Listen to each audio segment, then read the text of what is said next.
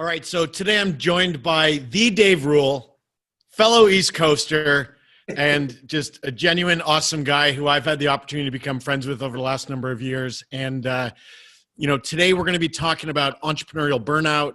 We're going to be talking about burnout and how that manifests in your life and what you can do about it. Because in the entrepreneurial world, and the entrepreneurial world can be in real estate, owning your own business. It covers such a large facet. Basically, for me, it's, you're in charge of your own destiny. The conversation that's really coming up more and more on the forefront is around mental health. Yeah. So Dave, for you, where did your whole passion around entrepreneurial burnout actually come from? Well, I wouldn't say a passion, but more of a mission for me.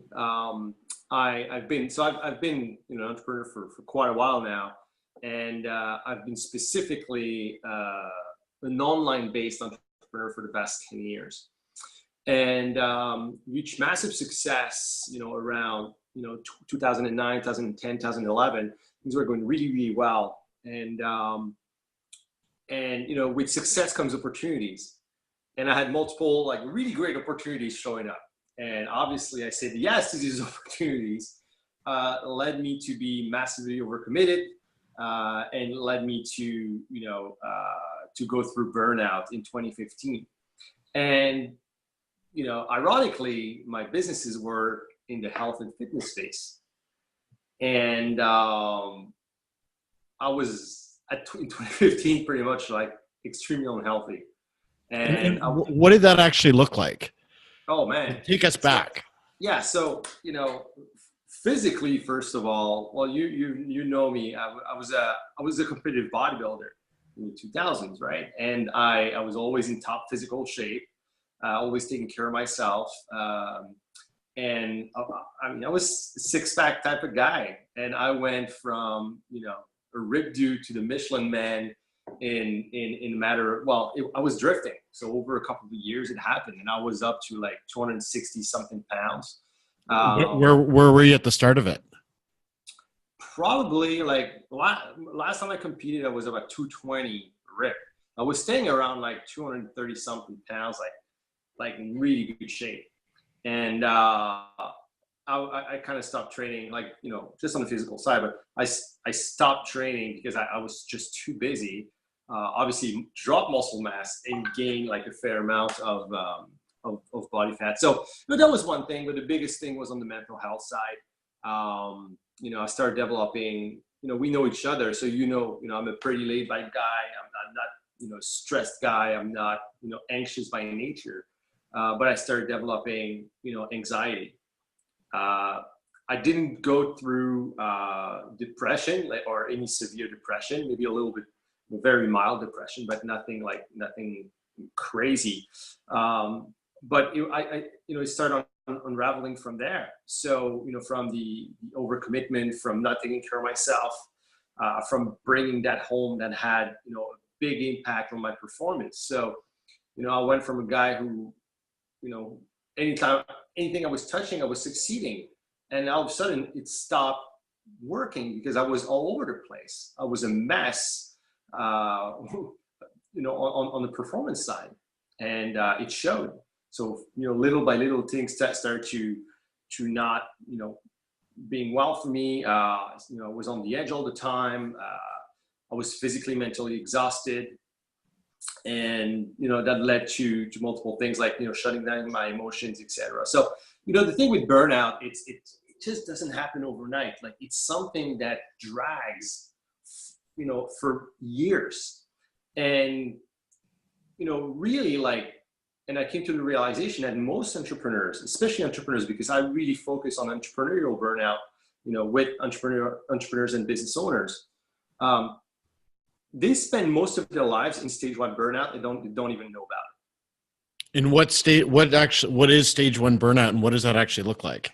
So that's exactly what we talked about. So first of all, there's three main things that happen during stage one burnout. One, you put your own needs last, right? So think about it when you were at your busiest, when you were, in a go mode. before you started actually taking care of your health. You were putting your own needs last. It was all business, right? Business was first. So that's number one. Second is overcommitment. As I said, with success comes opportunities. We are a type of people, we have a specific type of DNA. We're like the mutant of the human race, where we have a specific strain of DNA that allow us to take more risks, that allow us to, come with creative solutions to problems, that allow us to be innovative, right? That's what the entrepreneurial DNA is. We're born with it. But as much, it's like being, like the Marvel movies, right? As much as your superpowers can be your greatest ally or your greatest asset, they can easily, turn onto you and become actually a handicap. Yep. So, overcommitment is a big sign as well of stage 1 burnout. So you have too many, pots and pans on the fire. You're juggling too many balls. What's happening? And more than often, overcommitment is a huge sign of it. And the third one is that there's no, I would say, separation or harmony between your life and your business. So you're bringing the business home. And the problem is, like, your business becomes your life. And at this point, there's no, I don't believe in separation for entrepreneurs, because it's part of our DNA. It's always going to be there. It's something you have to deal with, right? But there's like the yin and the yang, where you can have perfect harmony between your life and business.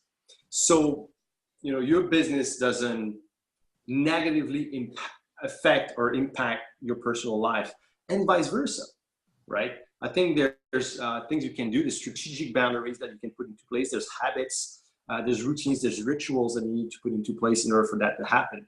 So that's when, we talk about the work-life balance, but I don't like to say it's a balance. I think it's because a balance, it's not 50-50. Sometimes, it's like a dance, right? Sometimes one partner is going to take over, sometimes the other partner is going to take over, but all in all, over time, it's harmonious. Like it works. That's why you want to achieve. So when you don't have that, when you bring it home, or when you try to start bringing work home, that's a clear sign of stage 1 burnout.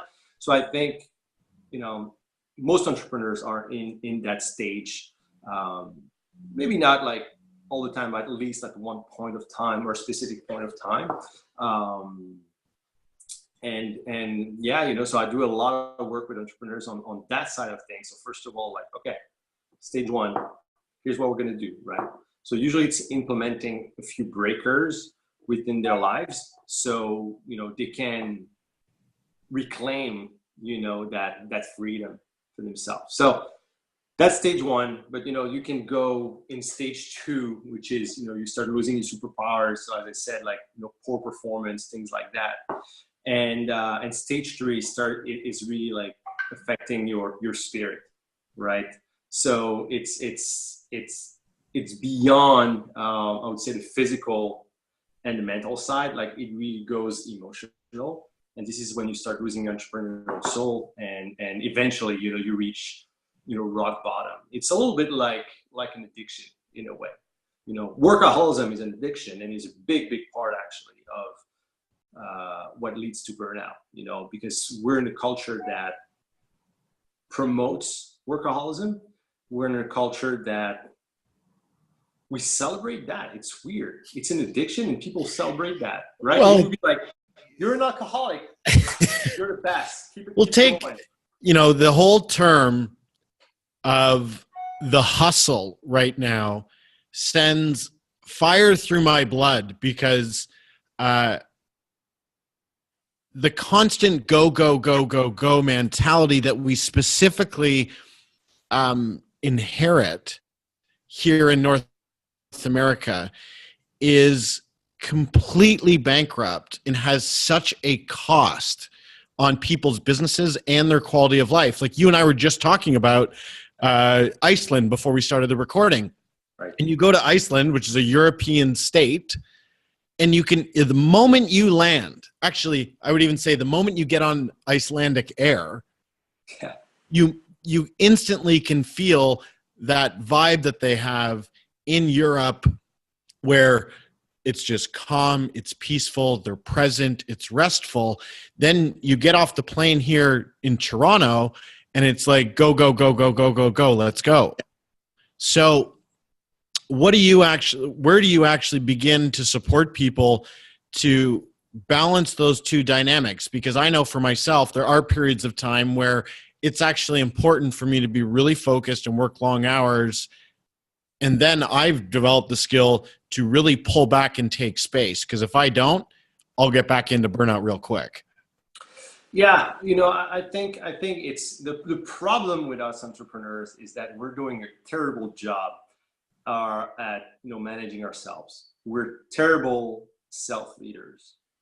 So the initial work that I always do is to help entrepreneurs manage their finite resources a lot better, right? And being more efficient. And it's an interesting twist for entrepreneurs because we're in an era that talks a lot about productivity, right? So you hear that, like, you got to be productive, etc. And nobody's talking about efficiency. Everybody's talking about productivity. But what's the difference between? So do you know the difference between efficiency and productivity? I don't. So there you go. So because in people's minds, it's synonymous. It's the same thing. But when you look at the equation of productivity and efficiency, it's the same equation, right? It's the ratio, from output to input, right? But the thing is that's the nature of the output and that nature of the input. So think about productivity. The output is as much as possible, right? We want to create or produce as much as possible. And the input is whatever it takes. So think about it as like you have a machine. So you're going to put as much as the machine can take to produce the maximum amount at the end, right? Yep.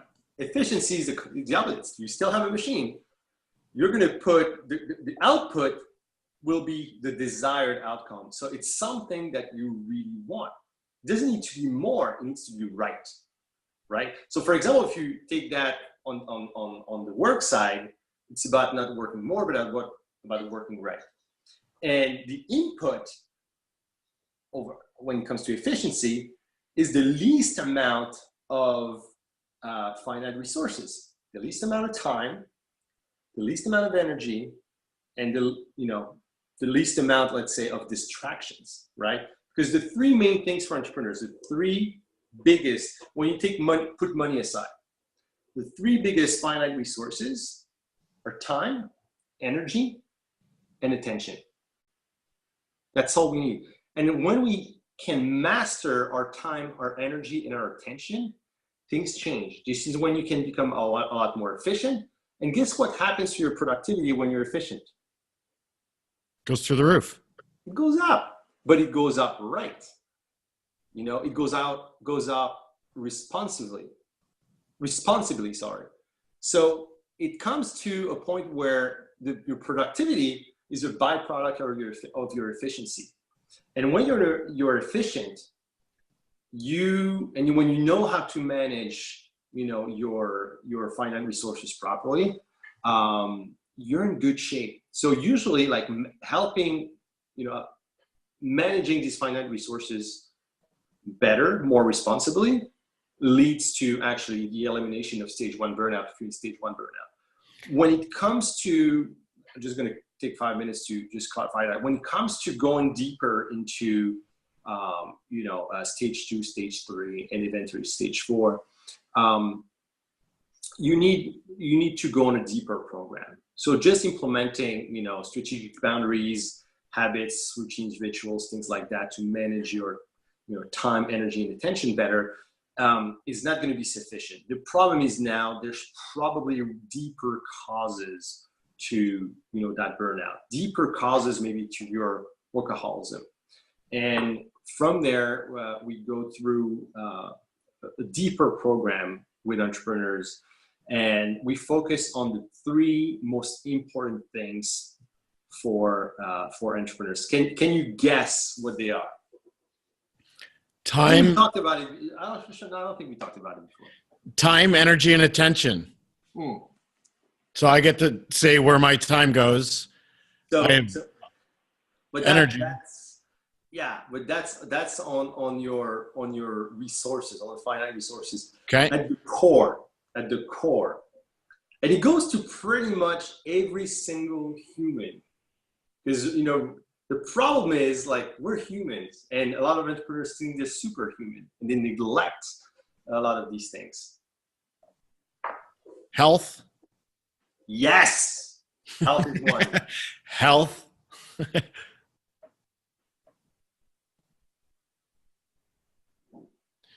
Yeah, it's the really, I'm gonna give you two other ones. Relationships. Sure. Yep. Right. Relationship to yourself. Relationship to others. Your spouse, your family, your colleagues, etc. And relationship to your work. So we do a lot of work on that. And freedom. Freedom of time and space. So that includes what we said, like management of the finite resources, but also freedom of creation. Because what happens when you're busy and you're all over the place? Well, I actually talk about this a lot. You get into a tunnel. Yeah. And the whole purpose of a tunnel is to do what? It's to protect. So when you're in the tunnel and your attention's this way, nothing else can actually get created because you're inside this tunnel. So then, like, you kill what makes entrepreneurs great, is the power of creation, their creativity. And, I'm talking really about, entrepreneurship and high achievers and people in business in general. But, you kill that, trust me, like, your mental health will suffer big, big time. That's the part when I was in burnout that was paining me the most, was the fact that I couldn't create. I actually, like, when I started, like, going through, it was a weird thing. When I started going through, the recovery program, I was on a creative binge, man. I was just creating. It was, like, insane, because I hadn't been extremely creative in years, because I was just managing all, putting out all the fires that were coming to me, all, that were setting up all the time, right? And yeah, so creativity is one, and also financial freedom, because the thing again is to understand what's right. It's not about more. It's about what's the level of finances that you need to achieve what you want. And we work really on these three areas: health, relationships, and freedom, through a big program. We call it the reprogram, right? Because it's recovering your health, it's reconnecting with your relationships, and it's reclaiming your entrepreneurial freedom. So reprogram. That's awesome. And I want to go back. It's been running in my head ever since you said it, because, one of the principles of Mind Body Reset is that the foundation of your health all resides inside of, and this is a very blanket comment, but it resides inside of your relationship to self. 100%. So, during my journey and with the people that I work with, getting very clear on why they actually treat themselves the way that they do, which then gets manifested in overburdening, overcommitting themselves, and being overweight. And that's, again, we could talk about that for a couple of days. But with you and your process, when you went through your reboot to recover, or your recovery from burnout, what did you actually discover, and what did you actually learn inside of your relationship with yourself that you completely shifted, and it's simply how you live now? Yeah. First of all, I was the thing that struck me the most is that I was giving myself goals that weren't mine. So they were someone else's goals. They were someone else's expectations of what success should be, or what success should look like. Because when you have an idea, like when you talk about success, I mean, just type #success on freaking Instagram. What are you going to see? you're going to see money, you're going to see cars, you're going to see women, you're going to see, all these things that are so materialistic, that are so ingrained into North American, maybe a little bit less in Canada, but still. And Dave, you're in Toronto, so I would say Toronto's Canadian, but it's a North American city. It's very prominent here. It's very prominent here. It's North American. So let's talk about North America, right? And it's something that in North America we value a lot. You go overseas, you go to Europe, these are not the things that they value that much. They're going to value their time. Go to Spain, they're going to value their time. They're going to value their siesta a lot more, than money. And that's part of the mentality. There's a cost. We could talk about it for a long time, but it's part of our DNA, and there's a reason for that. We could talk for hours on that subject, but That was one of the big things. So understanding that the goals that we're setting for myself in business were not my own goals. They were someone else's goals that I was just appropriating myself.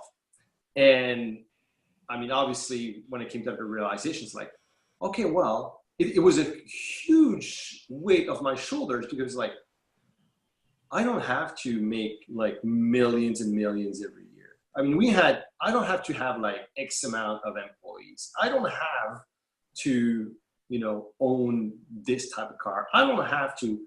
And for me, it's never been about that. When I started in business, it was all about the freedom. It was all about creating helping the right people, supporting my lifestyle, and spending a lot of time traveling and with my family. And I was realizing that I was drifting away from that completely. For what? Because of stuff that was just put in my head by the North American entrepreneurial culture. That was the big thing. Second, and that's one part that we focus a lot on in the program, and we work with a lot of doctors and professionals, and the program that we've created is excellent for that, because it's back. I'm not a doctor, but I'm so deep into the entrepreneurial reality and understand the reality that I was able to bring an army of crusaders with me to help me in that quest. And there's a lot of doctors with whom I work with, psychologists, cognitive behavioral therapists, and through professionals who can help us actually understand ourselves a lot more. And what I realized about myself, and I realized about human nature, is that we're hardwired by our DNA, but also we're conditioned by mostly what happens to us during childhood. So up to the age of 18 years old or so. And any traumatic event, and when I'm talking trauma, I'm not talking about something that's heavily traumatic, right, or anything like that. But what refers as trauma is bumps in the road.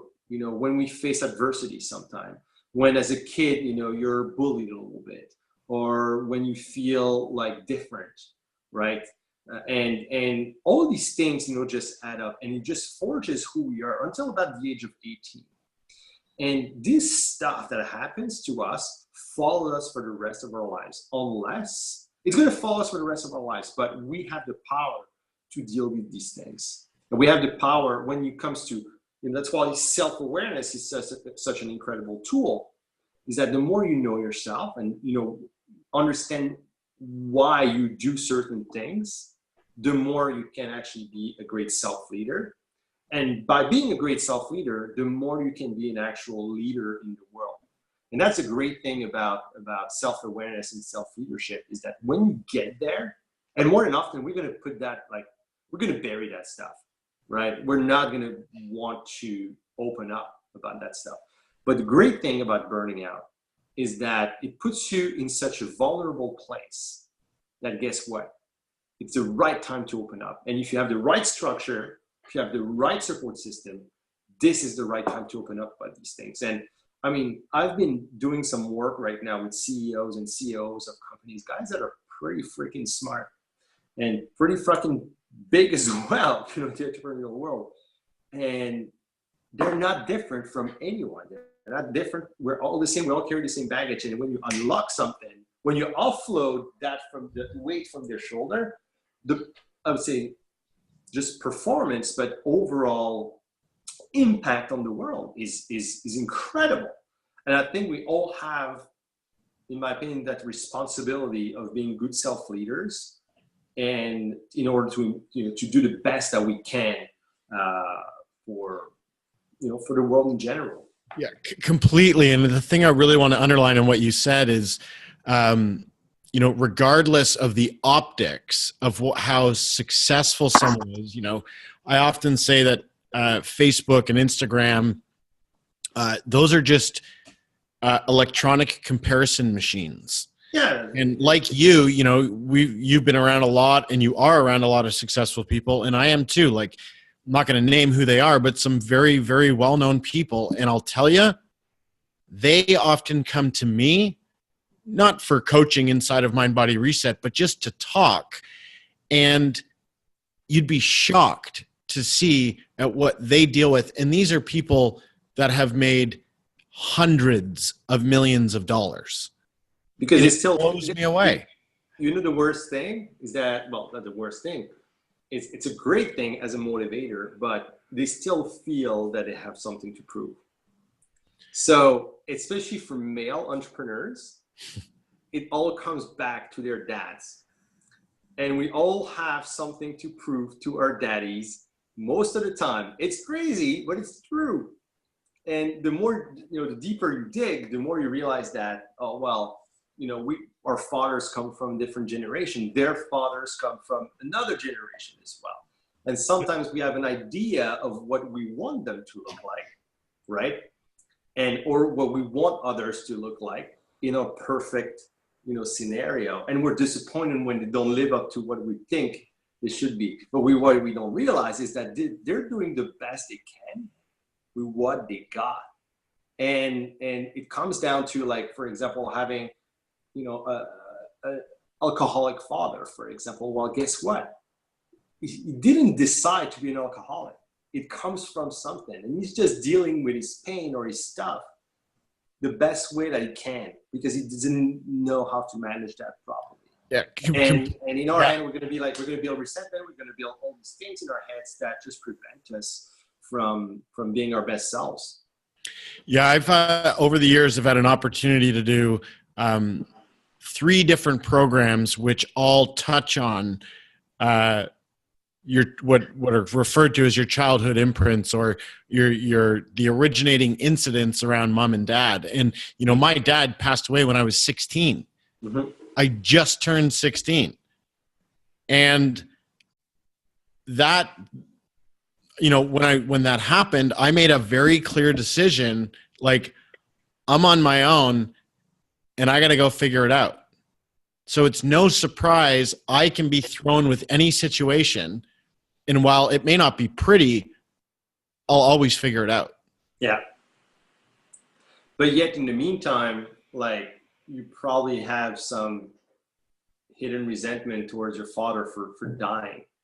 Yeah. And I did. And I worked with a coach to actually release all of that. Because you're 100%. And I was like, no, I've got this all handled. Like, believe me, I've done this work before. And she's like, nice try, bud. And then it all came out. It all came out. And I didn't realize at how pissed I was at my dad for dying when I was 16 years old. Yeah. And it's like, how could you leave me? How could you do this? Yeah. And I mean, your dad didn't do it on purpose. You know what I mean?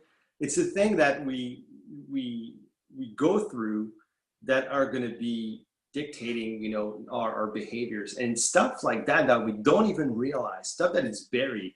And, we don't know that. We don't know that we have, like, resentment to, our parents, or towards, a friend who did something, and it just stays there for a long, long time. And it just influences a lot of behaviors. And the problem, like that, let's say, like, and we're human. That's the thing. A lot. Like, that's why I make the superhero comparison in the new book I'm writing about entrepreneurial burnout, is the comparison about with the superhero, and the entrepreneur, is actually to make you realize that we're not superheroes, we're human. We just have a different DNA that make us operate differently. And guess what? It's a dangerous combo, because with that strain of DNA combined with the entrepreneurial culture, especially in North America, this is when we can develop behaviors of, like, fueled by by who we are as human. I'll show them how it's done. I'll prove it to, we prove it to ourselves, but we try to prove it to other people. And I'll prove them. And then it goes. And then the cult, or, the entrepreneurial world, like, yes, keep going, more. You've succeeded, you can do more. They keep pushing and pushing and pushing. And that drives a whole set of very, very unhealthy behaviors. And I think, success, so that's the problem. Like, success is not defined by the culture. People think that that's the money, that's the fame, that's all these things. It's not. Success is what you want. Success, you make your own definition of success. And in the initial work we do actually with entrepreneurs is we get them to create a big picture. It's actually a cool exercise. So we put them through an exercise where they picture themselves like in the future. So, 15, 20, 30 years from now. And they're at a party. So they're celebrating something, an accomplishment, something they've accomplished in their life. And from there, they remember what got them there. And they acknowledge, their victories, they acknowledge their successes, but they acknowledge as well, what's important for them. And they acknowledge what their perfect day would look like. And I call that the big picture. And honestly, it comes back to what they really want, right? And you know what the three main things, or the three main themes that come back pretty much 99% of the time? Health, relationships, and freedom. Health, relationships, and freedom. Yeah, all the time. Money is not the main driver. It's a very low percentage of people who actually mention money or financial amounts, because it is induced that they are wealthy, or that they have that have financial freedom. So the amount of money is irrelevant. They have financial freedom. That's a part that's important. But the part about the amount of money is irrelevant. Some people have very huge ambitions, and you got to respect that. And this is the people that, if you can enable their best work, they're going to create a serious dent in the universe for the greater good. So you got to respect that. But for most people, it's goals that from other people. Like, I don't know about you, but I don't care about owning a Lamborghini. I own a Dodge Ram truck. Okay? I don't care about sports car. For me, it's about getting a car that's comfortable and getting me from point A to point B safely. And that's it. But some people, they would need, I don't really think they need that, whatever. But it's cool. But really, when it comes to higher achiever, it's when you can enable that great work, it's fantastic. But yeah, so back to the big picture. What we get them is just to stay aligned to that big picture. It's like, hey, listen, it's listed. You know what you really want at your core. Let's just focus on that. And from there, we'll work on a 1-year basis. And from that 1 year, guideline that we're going to set for ourselves, we're going to work on a quarterly basis. And from the quarter, the goals that we set for the quarter, we're going to work on a weekly and on a daily basis. And we break it down like that. And we make sure that the strategic boundaries are in place so they can create their best work. We make sure that they have the proper habits, the proper routines and rituals in place so that they can allow that to happen. And guess what? 10 years, 20 years later, they get there because they were always aligned to the big picture. We made sure that every year that they were there, we had the strategic boundaries that kept them out of the burnout zone. And it's great. So when you can get a leader to master self leadership like this, it's fantastic. And I think, we all, as entrepreneurs, as innovators, I believe, like, I got a strong belief that we have that social responsibility to be great self leaders.